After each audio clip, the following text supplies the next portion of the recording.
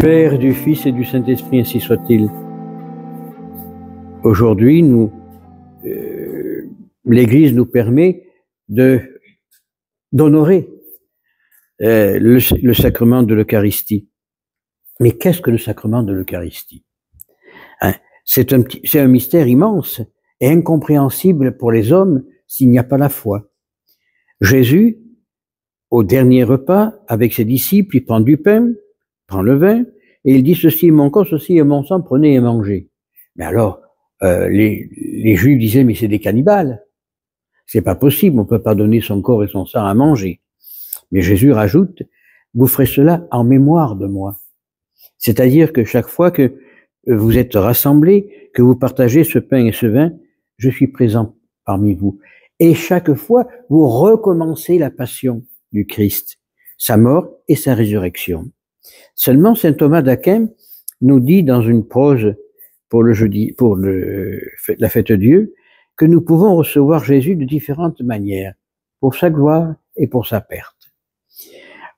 Si l'on va recevoir l'Eucharistie comme on reçoit une morceau de pain quelconque, comme nos frères, entre guillemets, protestants et autres, eh bien, on le prend pour notre perte.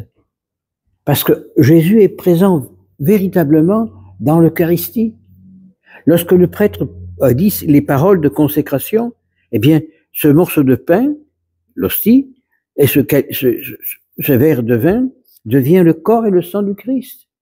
Il y a dans l'histoire de l'Église des mystères eucharistiques merveilleux. Il y a beaucoup comme ça il y en a au Brésil, il y en a de partout à l'heure actuelle, des mystères eucharistiques. Mais il faut rajouter dans la vraie messe. Parce que dans les messes de pauliniennes, les messes de Vatican II, il n'y a rien. Il n'y a plus rien. On reçoit un véritable morceau de pain. C'est pour ça que lorsque je lis la lecture de saint Paul, je souris un petit peu parce que je dis, mais toutes ces quantités de gens qui aujourd'hui dans la liturgie paulinienne, la liturgie de Paul VI, vont communier, ils communient à rien. Donc ils font pas pécher. Puisqu'il n'y a rien. Puisqu'il n'y a pas de translation, il n'y a plus le corps du Christ n'y est pas. Seulement, nous, dans la tradition, qui défendons la véritable messe, le véritable sens du sacrifice du Christ et de sa mort et sa résurrection, nous devons faire attention à qui on donne l'Eucharistie. Parce que on est autant pécheur celui qui le donne que celui qui le reçoit. Lorsqu'on sait que la personne qui vient communier est un pécheur public, on ne doit pas donner la communion. Parce que si on donne la communion, si on donne ce corps du Christ, on sait que c'est un pécheur. Ben on est autant pécheur que lui, puisqu'on couvre son péché. Alors prions pour que, à l'heure actuelle, il y a tellement de sacrilèges qui sont faits dans le monde, quand on voit que on va casser les portes des tabernacles pour faire des messes noires, on prend des hosties. Dieu merci, les 3/4 ne sont pas consacrés. Mais enfin, où va-t-on? Où va-t-on? Lorsqu'on voit que de Rome, on dit que on doit donner l'Eucharistie à qui la demande. C'est-à-dire, alors si le chien vient à l'hôtel, il ouvre la bouche, il faut lui donner l'Eucharistie. Non, on ne peut donner l'Eucharistie qu'à vraiment, comme l'a dit Pidis. Pidis l'a écrit à Monseigneur de Maslow, qui était l'archevêque de Marseille, une très très belle lettre en disant, très cher ami et excellence, il faut absolument que le plus tôt possible, on puisse donner aux enfants l'Eucharistie et leur faire connaître qui est le vrai Dieu à travers l'Eucharistie. Et c'est de là qu'est venue ce qu'on appelle aujourd'hui la première communion. C'est de là qu'à partir de 7 ans, on peut donner la communion aux enfants pour qu'ils rentrent vraiment dans la coquille de l'amour de Dieu. Nos frères orthodoxes, les grands orthodoxes, c'est les vrais, ont l'habitude, eux, quand on baptise un enfant, on lui donne aussi la première communion. C'est pas comme nous, ils ont un pain spécial eux aussi, qui est avec une cuillère dans le précieux sang, ils donnent une cuillerée à l'enfant pour que lui aussi reçoive la grâce complète, non simplement du baptême, mais de la vie éternelle. Alors je dis pas que nous devons faire pareil, nous, aujourd'hui, non. L'Église a codifié, respectons la codification de l'Église. Mais il est vrai que si on n'apprend pas aux enfants ce qu'est l'Eucharistie, ils ne peuvent pas le comprendre. Je me rappelle quand j'étais gosse, pour ma première communion, le jour avant la retraite, qu'on avait fait à Berthemont-les-Bains, au-dessus de Nice, avec M. l'abbé Baraja, l'abbé Fréby, pour nous faire comprendre, avait pris des hosties non consacrées pour nous donner, faire voir comment il fallait faire. L'abbé Baraja a fait un drame. M. Baraja dit non, non, non, non, je suis pas d'accord, parce qu'ils ne vont pas comprendre la différence entre le consacré et le non consacré. Et c'est vrai, parce que alors les gosses, ils vont à la sacristie, ils prennent les hosties dans le carton où elles sont pas consacrées, ils les mangent, mais quelle différence ils ont à voir avec quand ils vont à l'autel? Aucune. Et pour ça, l'Église a tout codifié. C'est pour ça que je dis régulièrement, l'Église est la mère. L'Église est mère. Elle veut absolument apprendre à ses enfants la vérité. Même si aujourd'hui, Dieu permet ce qui se passe dans l'Église, mais ça a été permis dans un but bien précis, pour revenir à la vérité. Lorsque je vois que dans les églises modernes, le maître de maison est relégué dans un coin, bien des fois même par terre, hein, et que au milieu il y a un gros siège où monsieur le curé ou monsieur le vicaire ou qui on veut s'assoit comme président d'assemblée. Non. Qui est le maître du lieu? Celui qui est dans le tabernacle. Hein? Quand on va voir le président de la République, on va pas le voir à la cave, on va le voir dans son salon. Eh bien, c'est exactement pareil. Lorsqu'on rentre, qu'on vient voir le roi des rois, le Dieu des dieux, si je peux employer ce terme impropre, hein, le roi des rois, on va le trouver où? Au tabernacle. Donc, au centre même de sa propriété, qui est l'église, le bâtiment. C'est pour ça que, au tabernacle, est la présence réelle. C'est pour ça que nous avons une petite lumière rouge qui indique que Jésus est présent. Si on enlève tout ça, on enlève toutes les valeurs fondamentales et on n'y comprend plus rien. Comme ça arrive avec tous les cinémas qu'ils font à Rome, où on danse autour de l'autel et tout ce qui s'ensuit. On arrive au sacrilège qui s'est passé la semaine dernière à Saint-Pierre de Rome, où un fou, paraît-il qu'il est fou, il n'est pas si fou que ça parce que ce qu'il a dit prouve qu'il n'est pas fou. Il est monté sur l'autel, il a jeté les chandeliers, il a cassé la croix, il a déchiré l'autel, il a fait pipi sur l'autel avant qu'on l'arrête. Et ce qui est inadmissible, c'est que les gens filmaient avec leur téléphone portable, mais personne n'est venu agir. Parce qu'on dit c'est des tours opérateurs, ces gens ont payé pour visiter, on peut rien faire, on peut rien dire. Et oui, ce monsieur a fait un sacrilège immense. Mais pourquoi? Parce qu'il voit ce qui se passe à côté. Donc il suffit qu'il ait un petit peu de... sa maman a couché debout, il est tombé sur la tête, donc il a un petit peu la tête fêlée. Ça arrive où ça arrive là? Un sacrilège. Le sacrilège qu'il a commis, il a commis avec la complicité de ceux qui ont fait tout, qui font ce cinéma. La messe, c'est quelque chose de sacré. Dans le silence de l'Eucharistie, on rencontre Dieu. Mais si on commence à danser, à chanter, à jouer de la guitare ou de ce que l'on veut, pendant qu'on a le Jésus en nous, ben on oublie l'essentiel. Moi, je sais pas, quand j'écoute rarement la radio, mais quand j'écoute la radio, j'aimais beaucoup Edith Piaf. Ben, quand Edith Piaf chante, ben, je chante avec elle. Ben, c'est pareil pour l'Eucharistie. Si je reçois l'Eucharistie et qu'on est en train de jouer Petit Papa Noël ou je sais pas quoi, eh ben, mon esprit et mon âme va chanter la même chose, pourra pas rentrer en communion profonde avec l'Eucharistie et pouvoir discuter avec Jésus hostie. Parce que c'est ça la prière. La prière, c'est pouvoir discuter avec Jésus hostie. Lui parler comme on parle à son copain, à son ami, à son père ou à sa mère. La prière, c'est pas quelque chose, non. La prière, c'est une communion entre Dieu et l'homme. Et cette communion peut se faire que par un sentiment d'amour profond et une parole profonde. Oui, l'Église a codifié des prières telles que le rosaire et que je recommande fortement de dire le rosaire. Moi, je ne suis pas capable de m'endormir sans le dire, où je me réveille et à force de le dire, il m'arrive de me réveiller pour différentes circonstances plusieurs fois dans la nuit, mais je continue à dire le rosaire parce que c'est une prière qui est rentrée dans le cœur. Mais Dieu n'a pas besoin que du rosaire, il a besoin d'une communion parfaite. Hein?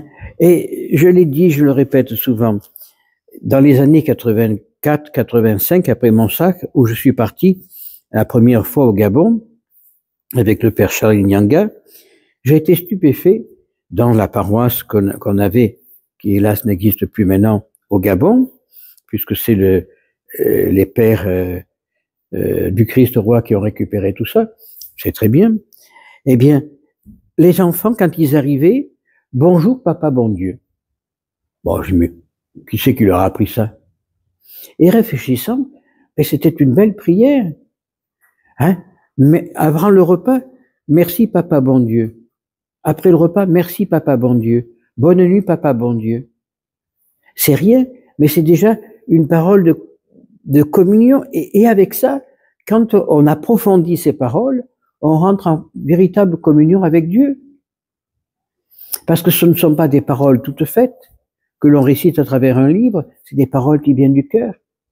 C'est ça qui cherche à Dieu, que cherche Dieu. Et aujourd'hui,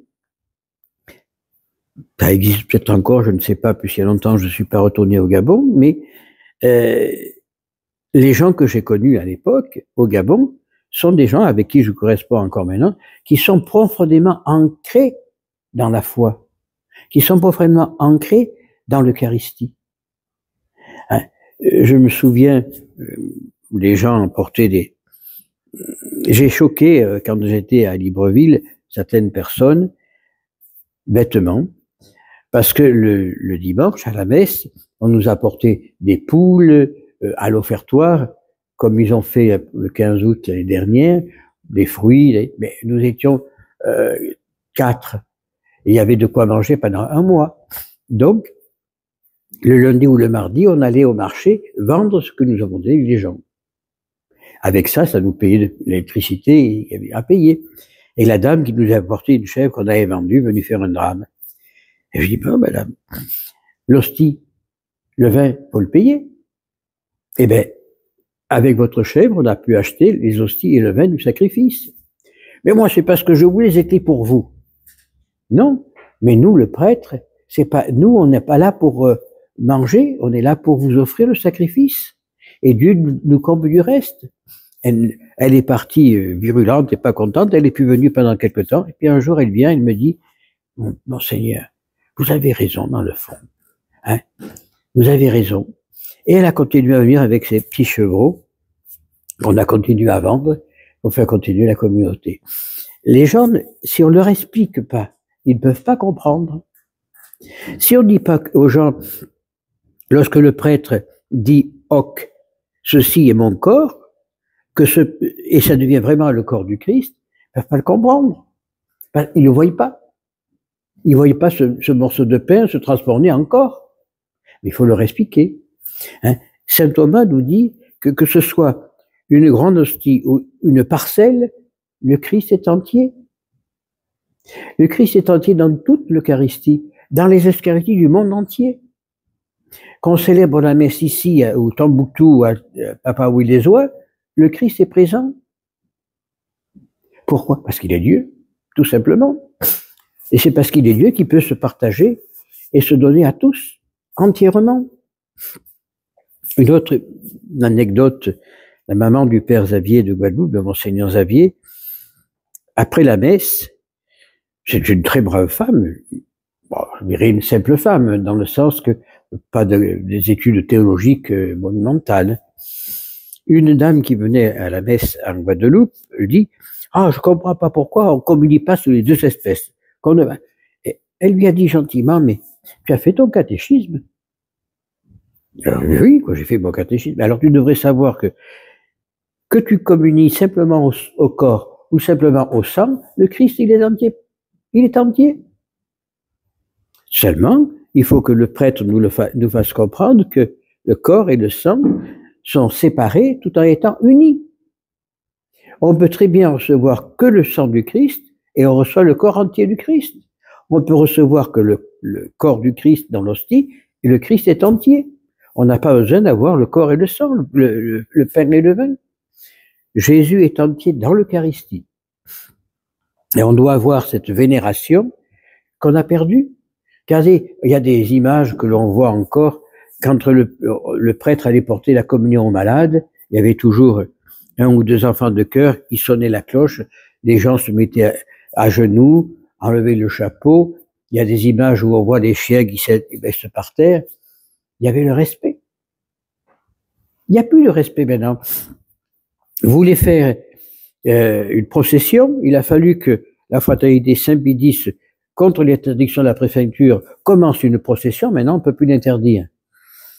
Mais par contre, on n'interdit pas les prières le vendredi. Vous allez dans Paris le vendredi, tout ce qui est Barbès, on ne peut pas y aller parce qu'ils sont tous couchés par terre, là, à faire les prières d'Allah. Mais malheur, si nous faisons une procession, on gêne la circulation.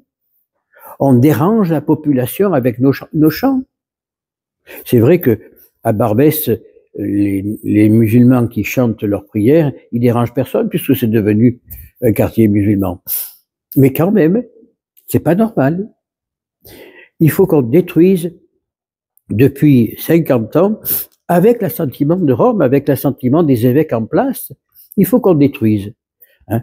Alors, plus de procession, plus de ceci, plus de rogation. Pendant des siècles, les prêtres allaient bénir les champs pour que les fruits de la terre grandissent et donnent de quoi manger. C'est fini. Les paysans n'y croient plus. Et puis ils sont tellement pris par le modernisme que avant on avait 1 tonne par hectare de terre, maintenant on en a 3 ou 4. Mais la terre, elle meurt de ce qu'on y enlève. C'est ce qui prouve que le progrès tue le progrès. Avant, ils allaient avec la charrue et puis 2 bœufs ou 2 mulets pour retourner la terre, mais retourner la terre sur 30-40 centimètres.